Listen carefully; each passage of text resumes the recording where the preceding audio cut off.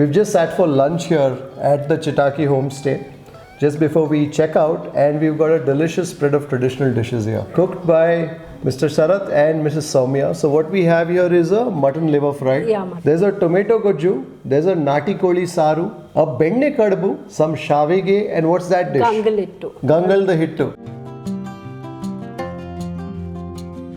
Oh, I love the soft sheen of that benne kadbu. Well, the table's being set for our last meal here at the Chittakki Homestay. A very short visit this time around. We got here for lunch yesterday and we leave soon after lunch. But this is certainly the sort of place that one would want to return to.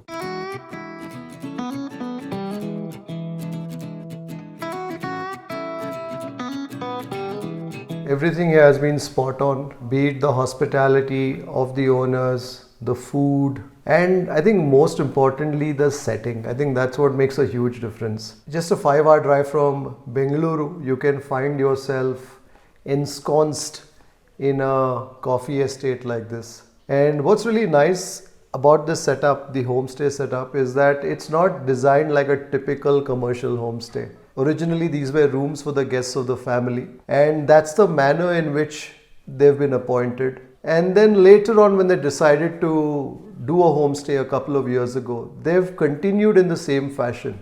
The same attention to detail, be it in terms of the furniture, be it in terms of the beds that you sleep on, the linen, the towels, etc. And the setting, the view. I mean, you can be anywhere in any one of the rooms and you get a view of the estate. My favorite part though is this living room cum dining room where you sit and gaze at the tree line of the estate or the mountains on the horizon. And the food too deserves very special mention because after all it's the hosts themselves, Mr. Sharath and his wife Mrs. Sowmya, who do the cooking. I think every meal has been very good, prepared with care, the sort of dishes that were delicious, dishes that were traditional, and certainly the sort of food that you will remember. And I think when you come out into a place like this, of course you want to relax, you want to get away, but what you really pay a lot of attention to is the food, and the food too here is quite special. And what brings it all together is the wonderful hospitality. So if you're looking to get away from your regular routine, wherever you may be, whether in Bengaluru, Mumbai, Bengaluru or Goa, and you want to soak up life in a coffee estate, a visit to Chittakki Homestay definitely comes highly recommended.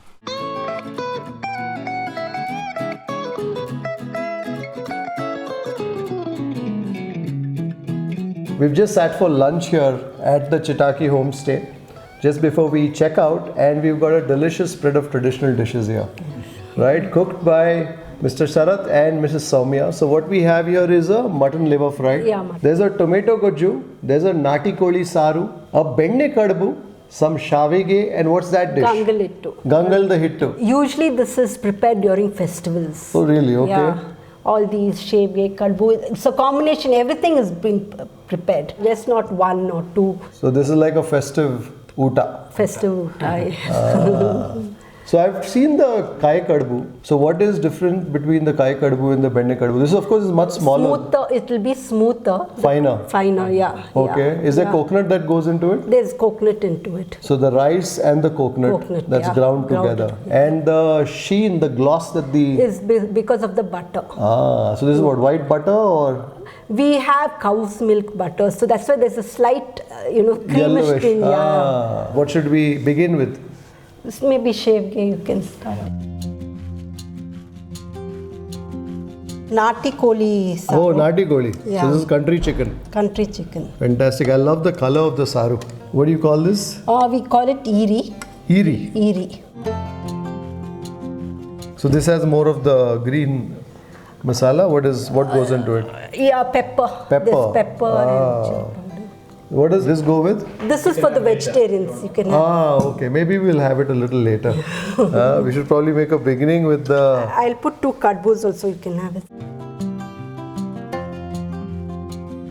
So there we go. We have a loaded plate with the shavige, with the benne kadbu. I love the soft sheen of that benne kadbu. What is the chili that you use in this? Badly. That's the color. That's the color, yeah. And the kai that goes into the masala. Coconut, yeah.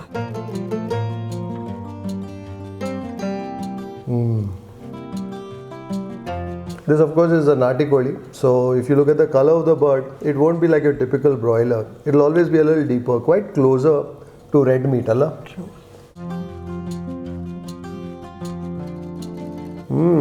What's in the masala? It has coriander seeds, then spices like dalchini, lavanga.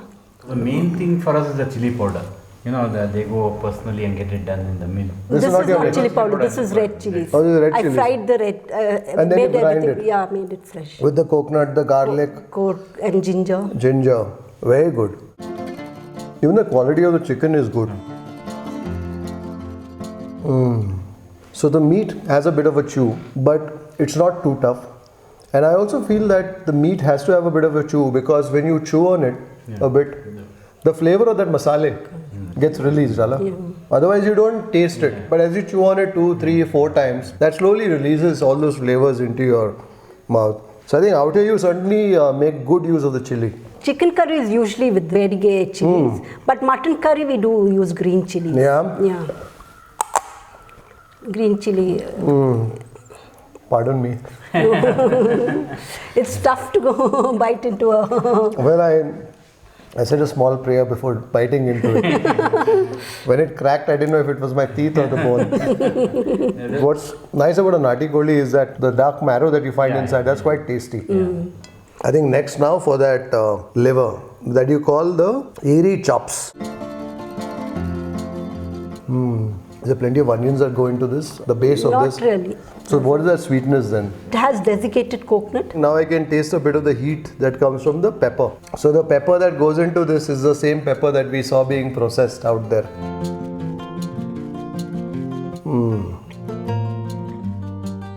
It's also been cleaned very well. So you also have little pieces of mutton. Mutton. So that gives it more flavor. I think the one thing that I must say is that every meal that I've had here, be it for lunch as we came in yesterday, the barbecue dinner, breakfast this morning, and lunch again today, has been impressionable.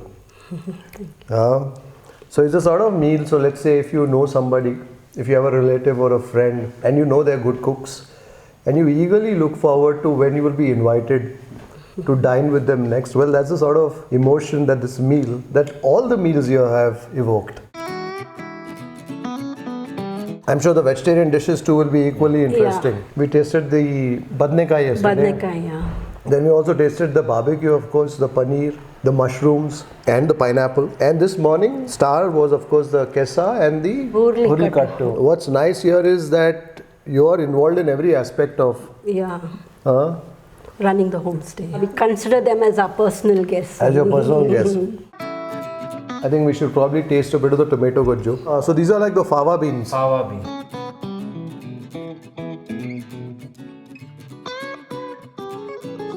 Solpa huli ide. The tomato, and then the crunch of the onions. When you just caramelize it, but you don't caramelize it too much. And also it still has that, what do you call, not rawness, but it has that crunch intact. Crunch intact, yeah. This with the benne kadbu. It's quite springy. Springy, yeah. So it's not as yielding as a kai kadbu. The kai kadbu itara, if you press it like this, yeah, it breaks. it breaks. But this one is like quite strong. Generally, when we have these festivals and people are a little drunk, you see them flying around. After the drink, you have dinner. So they throw this. And generally, it's a buffet. Okay. People holding their plates and blaming each other. Also, there's a bit of a chew, Chew, yeah. So that's because you grind it fine. It's not too fine, it should be a little coarse. Yeah, on the inside you can feel a bit of the coarseness. Coarseness, yeah. So it's only the rice, the coconut, a little bit of salt. And when you roll it, the benne. When you cook it. When you cook it, only the benne goes in. So it gets mixed evenly.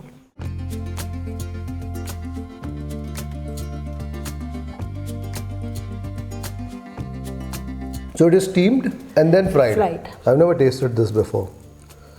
Many firsts here at Chitakki.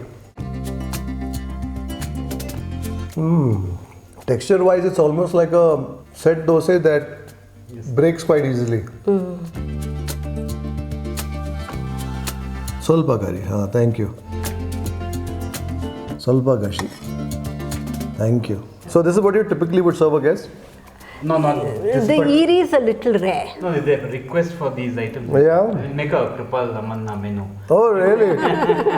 Whatever you eat. Well, you got that. You got a menu from our stay here. So just ask them and they will certainly prepare them for you. But I'm just loving this. Also the toasty flavor in that masala is now becoming more apparent. Having it hot also makes a difference. Yeah. This is a little... Oh, but it's still delicious. I think Mrs. Sowmya was gently complaining. You guys take too much time taking videos of the food before you eat. So in addition to the warm hospitality that you'll encounter here at Chitakki Homestay, the food, all the dishes that I've tasted, certainly also make a compelling reason to visit Banakal here in the Western Ghats of Karnataka. I hope you've enjoyed this vlog and also our time here at Chitakki Homestay. Until the next time, take care, stay safe, stay strong and happy eating.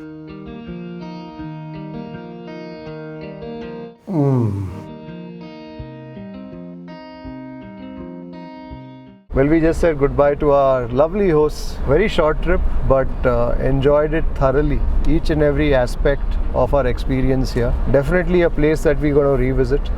The one thing that I didn't mention though in all our interactions in the course of our experience here, and I'm sure that's a question that I'll get from many of you, is what's the price? What do they charge? Well, out here, like I said earlier, they have a philosophy of not taking multiple groups because they want to ensure that when people come, a group comes, a family comes, they want all the energy focused on them. And it's not run commercially, it's the husband, wife. They have a few people who assist them. So they typically encourage groups to come and stay anywhere between 5 to 8 to 10 or 11 people. And in a situation like that, you'd end up spending probably in the region of about 4,000 or so, including food per day. And for the experience that you get, both in terms of the setting, the space, the rooms, the amenities, the food and the hospitality, I certainly think it's worth that price. I'm going to leave the contact details in the description below. I hope you enjoyed this short break with us. Until the next time, take care, stay safe.